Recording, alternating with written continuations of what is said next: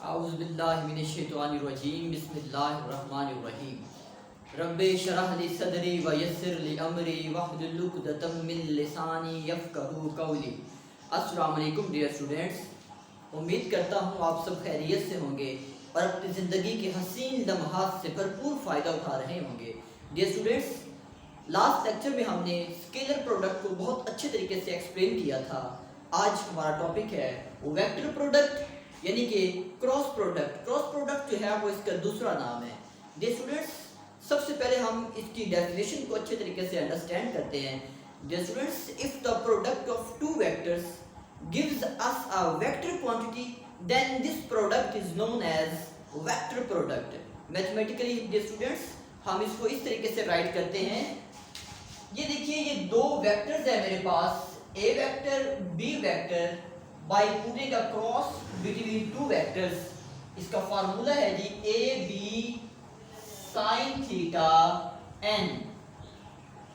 Dear students, गौर से देखिए जरा, ये जो एन है आपके पास, this is a unit vector perpendicular to the plane containing A and B।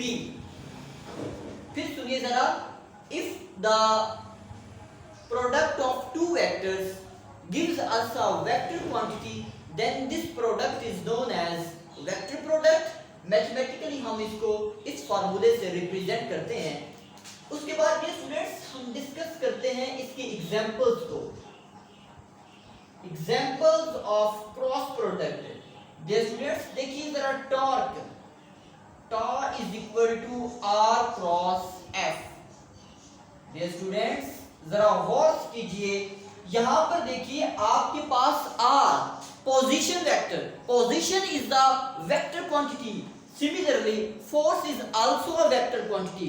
जब हम इन दोनों क्वांटिटीज का प्रोडक्ट करेंगे तो जो थर्ड क्वांटिटी आपको मिलेगी वो टॉर्क है, और torque is the vector quantity. तो अगर हम इसी एग्जांपल से वेक्टर प्रोडक्ट को एक्सप्लेन करना चाहें तो हम आसानी से एक्सप्लेन कर सकते हैं।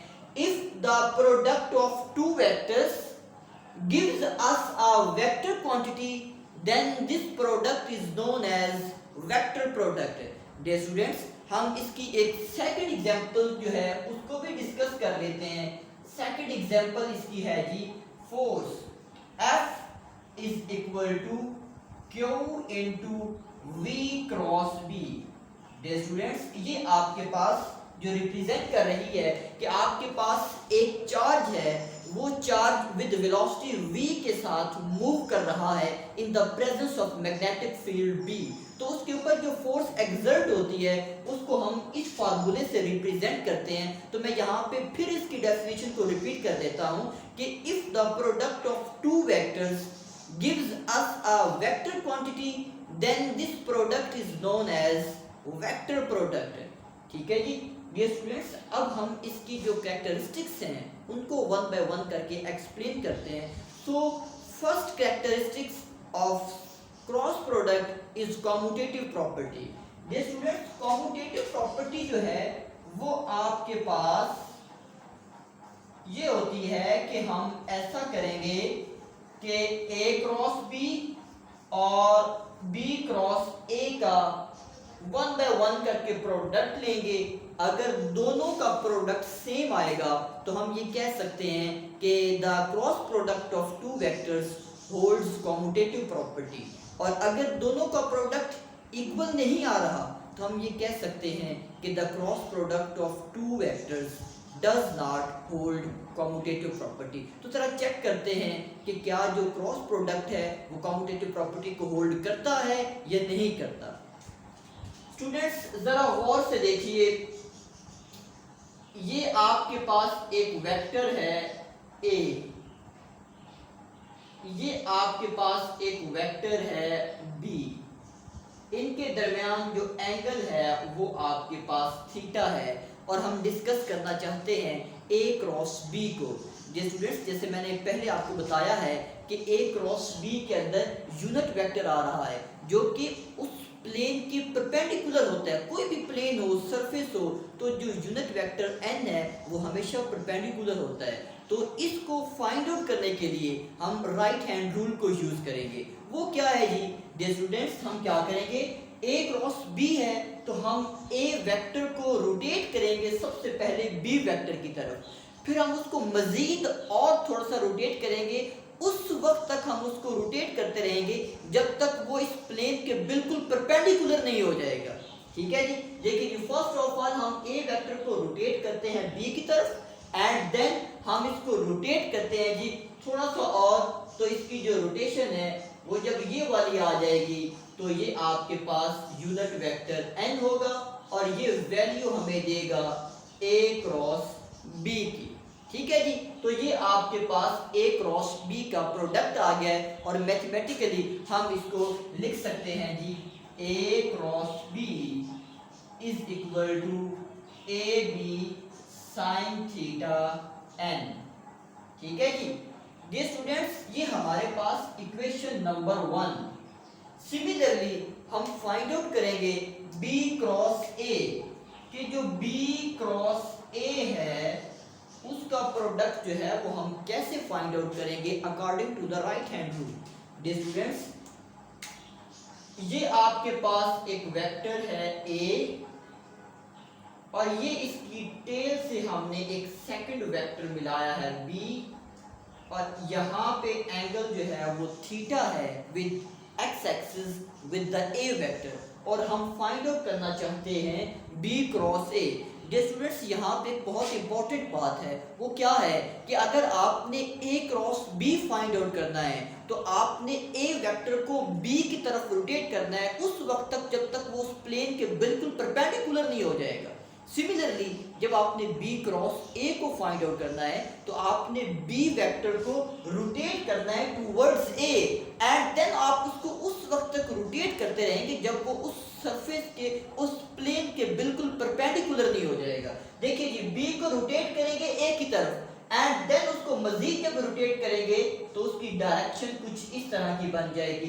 देखिए स्टूडेंट्स, ये डाउनवर्ड है, वर्टिकल एक्सिस के अंदर ओरिजिन से डाउनवर्ड है। ठीक है जी। तो इसका मतलब है ये -n है और ये वैल्यू आपको देगा b क्रॉस a प्रोडक्ट की। तो इसका मतलब है कि हम इसको मैथमेटिकली यहाँ पे लिख सकते हैं जी ba sin theta into -n, क्योंकि हम डायग्राम के अंदर देख सकते हैं वो डाउनवर्ड आया है, ओरिजिन से नीचे आ रहा है वर्टिकल एक्सिस के अंदर, सो वो नेगेटिव वैल्यू दे रहा है हमें। हम इसको अगर मैथमेटिकली और थोड़ा सा एक्सप्लेन करें तो वो बन जाएगा -ab sin theta into n unit vector.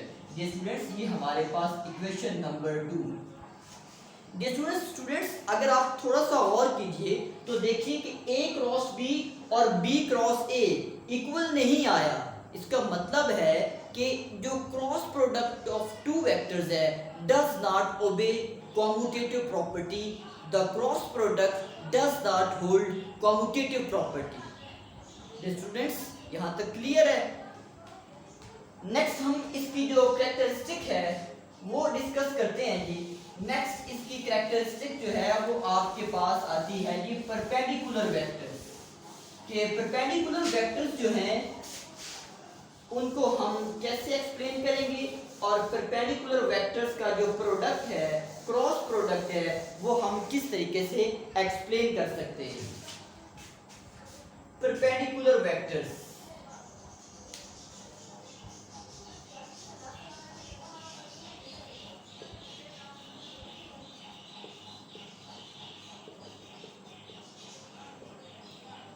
Students हमें पता है कि परपेंडिकुलर वेक्टर्स ऐसे वेक्टर्स होते हैं जिनके दरमियान जो एंगल होता है वो 90 डिग्री का होता है।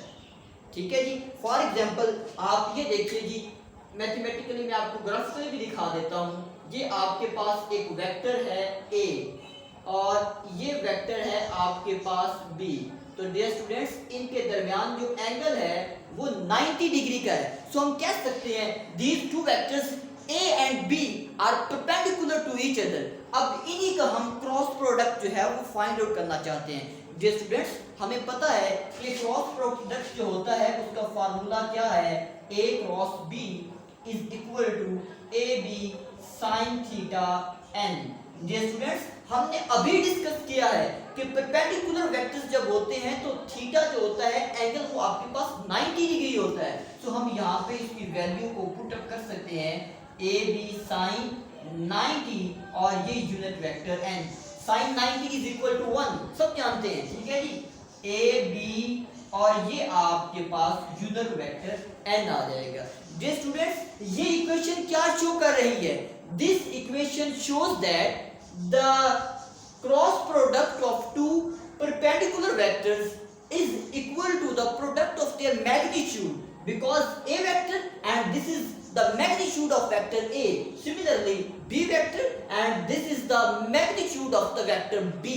So फिर देखिए जरा हम इसको कैसे theoretically लिखेंगे कि the cross product of two perpendicular vectors is equal to the product of their magnitude, ठीक है जी। नेक्स्ट हम इसको डिस्कस करते हैं जी कि in terms of unit vector हम इसको कैसे राइट कर सकते हैं। डियर स्टूडेंट्स, जैसे कि अभी मैंने आपको स्टार्ट में डिस्कस किया है कि इसके अंदर डायरेक्शन का जिक्र है और डायरेक्शन को डिस्कस करने के लिए हमने राइट हैंड रूल को यूज किया है। तो इसका मतलब है जो तीन यूनिट वेक्टर्स आते हैं आपके पास i, j and k, these are mutually perpendicular to each other. हमें पता है कि जो i होता है वो अलोंग x एक्सिस होता है। Similarly unit vector y is along the j and similarly the k unit vector is along the z direction, ठीक है। तो हम यहां से कह सकते हैं कि in terms of unit vectors, क्योंकि हमारे पास जो आंसर है वो मैक्सिमम आया है, वो मिनिमम नहीं आया। तो हम यहाँ पे लिख सकते हैं I cross J is equal to K, ठीक है जी। Similarly J cross K is equal to I, similarly K cross I is equal to J। Students, इसको याद करने के लिए मैं आपको ग्राफिकली एक तरीका बता देता हूँ जिसको हम जैकोबी आइडेंटिटी कहते हैं। वो क्या है जी? स्टूडेंट्स गौर कीजिए, ये आपके पास एक सर्कल है जी, यहाँ पे 3 कट्स लगा लीजिए, that is I, that is J and this one is K। हम क्लॉकवाइज इसको डिस्कस करना चाहते हैं अगर, तो देखिए जी I cross J is equal to K, because ये म्यूचुअली परपेंडिकुलर होते हैं। तो इसका मतलब है जब हम कोई से दो यूनिट वेक्टर का प्रोडक्ट लेंगे तो वो थर्ड वन के इक्वल आएगा। Similarly I cross J is equal to K and then J cross K is equal to I and similarly K cross I is equal to J। ये तो है इन टर्म्स ऑफ पैरेलल, यानी कि in terms of clockwise. अगर हम इसको anti clockwise discuss करें तो इनके साथ नेगेटिव का साइन जो है वो आपके पास अपेयर हो जाएगा, ठीक है जी। ये आपके पास परपेंडिकुलर वेक्टर्स का क्रॉस प्रोडक्ट जो है हमने उसको डिटेल के साथ एक्सप्लेन कर दिया जी। अब हम डिस्कस करते हैं कि इसका जो पैरेलल वेक्टर्स होते हैं, ठीक है, और एंटी पैरेलल वेक्टर्स होते हैं, उसको हम किस तरीके से रिप्रेजेंट करेंगे और उनका जो क्रॉस प्रोडक्ट है वो हम कैसे लेंगे। डियर स्टूडेंट्स, आपको पता है कि पैरेलल वेक्टर्स जो होते हैं वो क्या होते हैं? पैरेलल वेक्टर्स वो होते हैं जिनकी डायरेक्शन भी सेम होती है और जिनकी मैग्नीट्यूड भी सेम होती है। Just like this. Dear students, ये आपके पास A vector and this one is a B vector. Dear students, both vectors are parallel to each other and in parallel cases जो हमारे पास एंगल होता है dear students वो 0 डिग्री होता है, ठीक है जी। सो अब हम इसका क्रॉस प्रोडक्ट जो है अब हम उसको डिस्कस कर लेते हैं। dear students, जरा गौर कीजिए, हमें पता है कि जो क्रॉस प्रोडक्ट होता है फॉर्मूला उसका क्या होता है जी? A B sine theta unit vector n। Dear students, अभी हमने डिस्कस किया है कि in terms of parallel vector आपके पास जो एंगल आता है वो 0 डिग्री आता है। सो जस्ट एंगल की जगह हम 0 जो है उसको पुट अप कर देंगे, ए बी साइन 0 और ये unit vector n। Dear students, हमें पता है बड़ी मजे की यहाँ पे बात आई, क्या है? साइन 0 इज इक्वल टू 1, जैसे हमने लास्ट में डिस्कस किया है कि साइन 90 इज इक्वल टू 1 और साइन 0 इज इक्वल टू 0। इसका मतलब जब ये चीज 0 हो जाएगी तो बाकी जो कुछ भी है वो उसको 0 कर देगी, क्योंकि 0 के अंदर एक ऐसी खासियत पाई जाती है कि आप उसको जिस मर्जी नंबर के साथ मल्टीप्लाई करेंगे तो वो उसको भी 0 से 0 बना देती है। ठीक है जी, तो इसका मतलब है इसका आंसर जो है वो आपके पास 0 आएगा। तो थ्योरेटिकली हम इसको कैसे रिप्रेजेंट करेंगे, ये इक्वेशन हमें क्या बता रही है? This equation shows that the cross product of two parallel vectors is equal to 0, क्योंकि इसका आंसर 0 आ गया। सो हमने यही अपने क्वेश्चन को इफेक्टिव बनाने के लिए हमने बस यहाँ पे इसको राइट कर देना है। फिर सुनिए जरा, the cross product of two parallel vectors is equal to 0। ठीक है जी, और अगर हम इसको डिस्कस करते हैं जी in terms of anti parallel vectors, तो एंटी पैरेलल वेक्टर्स क्या होते हैं? जो जिनकी डायरेक्शन इक्वल होती है, लेकिन मैग्नीट्यूड में वो इक्वल हो सकते हैं। ठीक है, लेकिन उनकी जो डायरेक्शन होती है वो अपोजिट होती है। Just like this is A vector and this is B vector, both have an opposite direction, and जो एंगल होता है वो आपके पास 180 डिग्री होता है। जी स्टूडेंट्स, जब हम इसको डिस्कस करते करेंगे तो क्या आ जाएगा? A cross B is equal to AB sin theta and theta is equal to 180 degree. So AB sin 180 and हमें पता है कि sin 180 इज इक्वल टू 1 होता है। सो ये सारी चीज अगेन 0 हो जाएगी। Very good. अब हम इसको थ्योरेटिकली कैसे लिखेंगे कि the cross product of two anti parallel vector is equal to 0।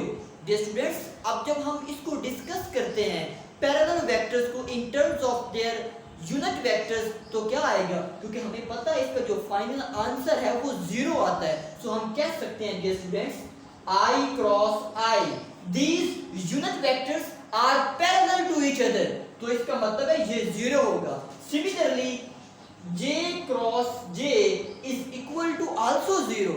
Similarly, K cross K is equal to 0. इसका मतलब है कि जो तीनों यूनिट वेक्टर्स हैं, जब हम उनका पैरेलल यूनिट वेक्टर के साथ क्रॉस प्रोडक्ट लेते हैं तो उसका आंसर 0 आ जाता है। डियर स्टूडेंट्स, आज के लेक्चर में हमने क्रॉस प्रोडक्ट को एक्सप्लेन किया है, उसकी डेफिनेशन को अंडरस्टैंड किया है, उसकी एग्जांपल्स को अंडरस्टैंड किया है, एंड उसके साथ हमने इसकी 3 कैरेक्टरिस्टिक्स को एक्सप्लेन किया। वो कौन सी है? Dear students, number 1 is commutative property, and the second one is perpendicular vectors, and the third one is parallel and anti-parallel vectors. Dear students, मैं उम्मीद करता हूँ कि यहाँ तक आपको ये लेक्चर अच्छे तरीके से समझ आ गया होगा। मज़ीद अगर आपको इसके बारे में कोई कंफ्यूजन हो तो आप उसको कमेंट बॉक्स में मेंशन कर सकते हैं। ठीक है, तब तक मुझे इजाज़त दीजिए। इंशाल्लाह एक नई वीडियो के साथ आपके साथ हाजिर होंगे। आपका अल्लाह हामी व नासिर हो। बहुत शुक्रिया, थैंक यू।